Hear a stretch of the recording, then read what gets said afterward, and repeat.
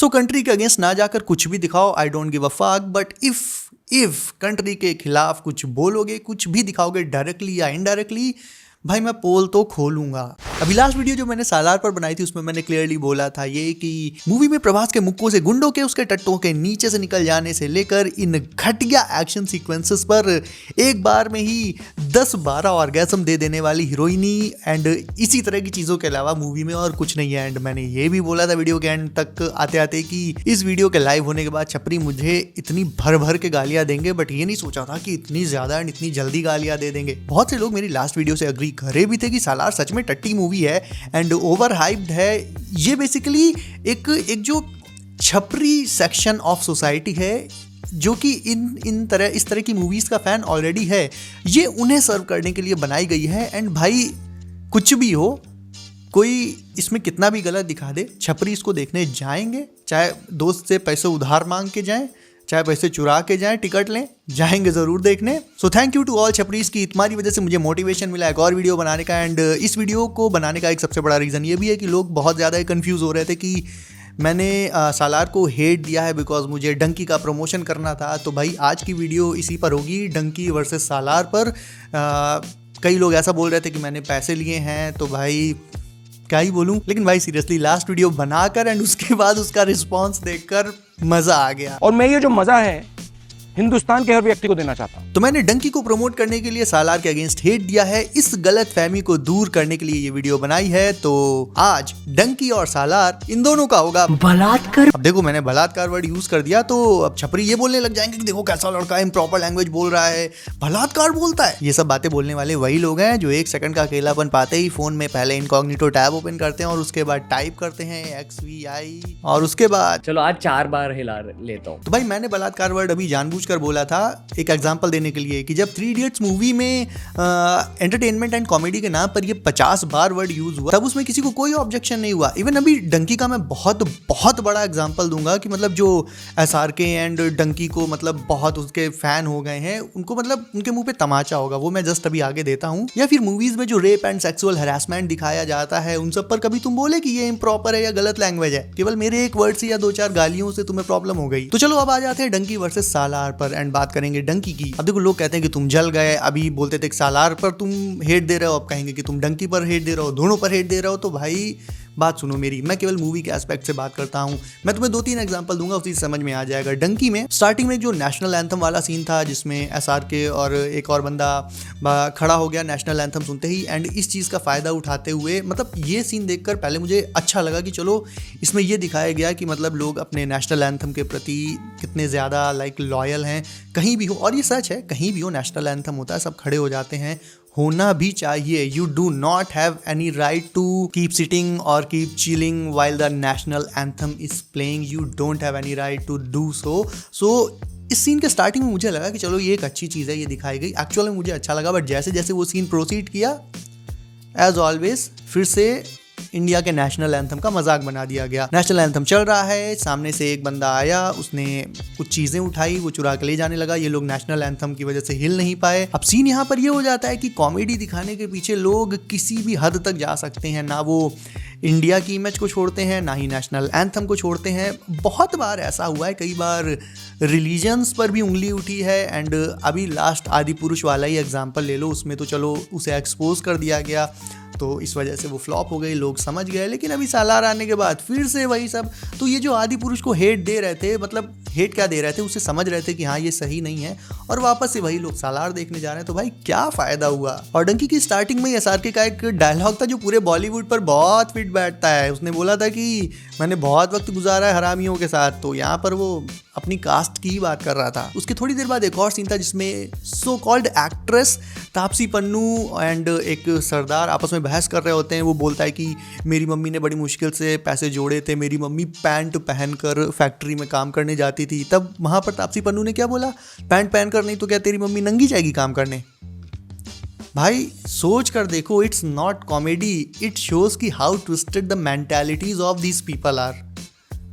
Comedy ठीक है अपनी जगह यार, माँ देखो अपने यहाँ होता क्या है कि लोग नॉर्मली भी चलते फिरते मुंह से माँ बहन की गाली दे देते हैं, ये एक फैक्ट है, ठीक है। बट एक बड़े पर्दे पर एक छोटे से कॉमेडी सीन के लिए, 1 सेकंड की कॉमेडी के लिए तुमने बोल दिया कि तो क्या तेरी मम्मी नंगी जाएगी। बच्चे मूवी देखते हैं, चलो उनको हटाओ। होता क्या है कि थिएटर में लोग हंस देते हैं इस तरह के डायलॉग्स पे, ठीक है। यहाँ पर मैं एनालाइज कर रहा हूँ। अब ये तो जो लोग ये बोलते हैं कि नहीं भाई तुम बहुत ओवर एनालाइज करते हो, मूवीज़ फिक्शनल होती हैं, तो देखो तुम हो चूतिया। मूवीज़ का ही पूरा पूरा असर पड़ता है, इन्हीं सो कॉल्ड स्टार्स को सारा यूथ फॉलो करता है, और कहीं ना कहीं बहुत से ऐसे लोग हैं जो मूवी को देखा, एंजॉय किया, हट गए। लेकिन एक बहुत बड़ा रेशियो ऐसा भी है जो इन मूवीज़ में दिखाई जाने वाली चीज़ों को कहीं ना कहीं अपने माइंड पर लेता है, उसे एब्जॉर्ब करता है। भाई जो चीज़ तुम्हारे सामने चल रही है, जो तुम देख रहे हो, कहीं ना कहीं तो वो अंदर स्टोर होगी ही होगी। अब देखो मैं सबसे बड़ा एग्जांपल देने जा रहा हूँ, चिढ़ना मत, आई नो बहुत बुरा लगेगा, हिम्मत हो तभी सुनना। अभी दिल्ली में कुछ टाइम पहले एक कांड हुआ था जिसमें एक लड़के ने एक लड़की को चाकू से गोद कर मार डाला था, ठीक है। सबने देखा था, पूरी कंट्री ने देखा था। इस टाइप के कांड अपने यहाँ बहुत होते हैं, बहुत ज़्यादा ही होते हैं। अब कहना मैं ये चाहता हूँ कि ये जो कांड हुआ अल्टीमेट वायलेंस वाला, ये कांड होने के बाद लोग क्या बोलते हैं कि भाई देखो कैसा जानवर था, ये लड़का नहीं था, ये जानवर है, और रोते हैं कि कितना गलत हुआ बेचारी के साथ। एंड यही सेम लोग हैं जो एनिमल जैसी मूवीज़ में जब ये गला रेतने वाला, गला काटने वाला सीन होता है तो उस पर भर भर के तालियां बजाते हैं। माने कोई या ना माने, अंदर ही अंदर सब जानते हैं कि इस टाइप की चीज़ों का, इस टाइप के वायलेंस का देखकर बहुत असर पड़ता है, खासकर यूथ पर बहुत असर पड़ता है यार। देखो एक्शन ऐसे भी दिखाया जाता है, बिना आर रेटेड वायलेंस के दिखाया जा सकता है, बिल्कुल किक दिखाओ। पहले क्या मूवीज़ नहीं बनी है क्या, कि और मूवीज़ बनी नहीं है हॉलीवुड बॉलीवुड में एंड साउथ में, और मूवीज़ बनी नहीं जिनमें एक्शन नहीं है। बट इस लेवल तक गिर जाना कि मूवी हिट कराने के नाम पे, हाइप के नाम पे तुम लिटरली कुछ भी दिखा दो, गला काटना दिखा दो, कल को तुम रेप खुला खुला दिखाओगे, बोलोगे कि it's our freedom of expression, हम तो मूवी में अपनी क्रिएटिविटी दिखा रहे हैं, एंड छपरी बोलेंगे कि भाई ये तो फिक्शनल चीज़ें हैं, इन्हें क्यों सीरियसली ले रहे हो। तो भाई खुद सोचो कि सोसाइटी में जब ये चीज़ें होती हैं, किसी के साथ गलत होता है, वायलेंस होता है, उस पर फिर आपको रोने का हक नहीं है अगर आप इन चीज़ों को प्रमोट करते हो, डिनाई नहीं करते हो तो।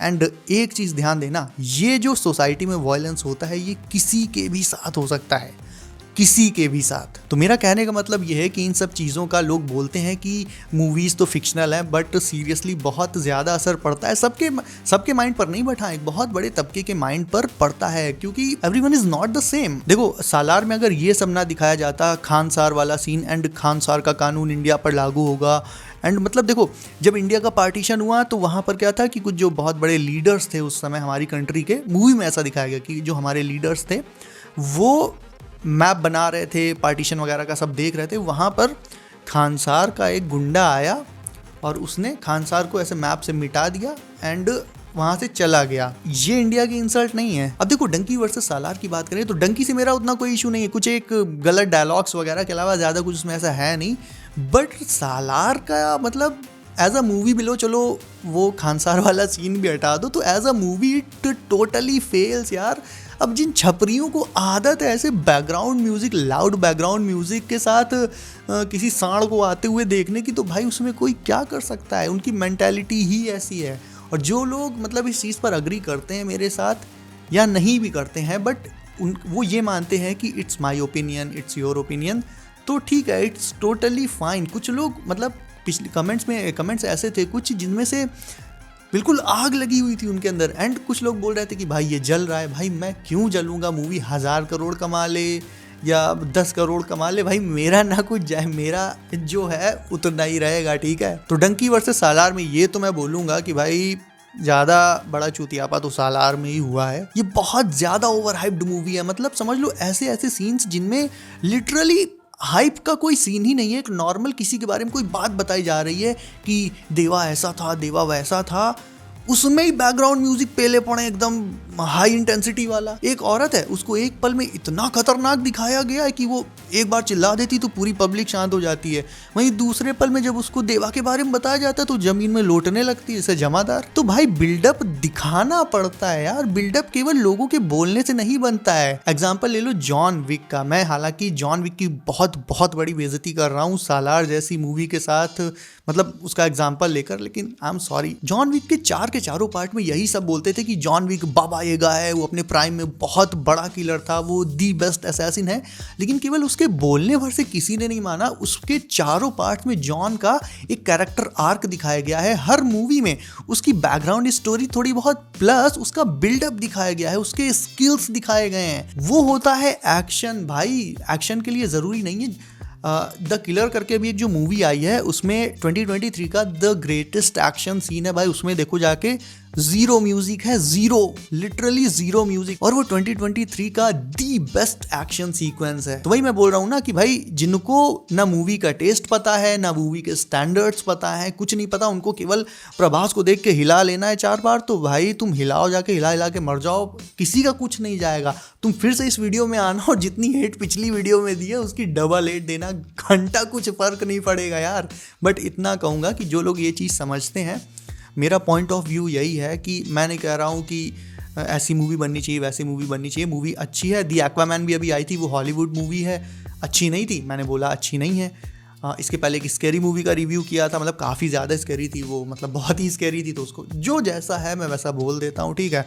कोई मुझे खिलाने नहीं आ रहा है, कोई किसी को नहीं खिलाने आता है। ऑब्वियसली मूवी किसी को अच्छी लगेगी तो अच्छी बोलेगा, पब्लिक रिव्यू ही, पब्लिक ओपिनियन में बहुत लोग अच्छा बोलते हैं, बहुत लोग बुरा बोलते हैं, तो दैट वाज दैट। हाँ, इंडिया के अगेंस्ट जहाँ पर इंडिया की इमेज गंदी की जाती है भाई, वहाँ पर 1,10 मिलियन वाले यूट्यूबर्स ना बोलें, मेरे 1000 सब्सक्राइबर्स भी नहीं है तो मैं बोलूँगा, डंके की चोट पर बोलूँगा, एंड जिसके नीचे से धुआं निकल रहा है निकलता रहे, मुझे और अच्छा ही लगता है। सो कंट्री के अगेंस्ट ना जाकर कुछ भी दिखाओ, I don't give a fuck, but if country के खिलाफ कुछ बोलोगे, कुछ भी दिखाओगे डायरेक्टली या इनडायरेक्टली, भाई मैं पोल तो खोलूंगा। Overall both of these movie absolutely sucked, but Salaar sucked a lot. And basically मुझे डंकी पर सेल आउट करने वाला डाउट क्लियर करना था, दैट्स वाई भी ये वीडियो बनाई है मैंने डंकी वर्सेस सालार की। सो अगेन, लाइक डिसलाइक आपके हाथ में है, जो आपको सही लगे वो कर सकते हो।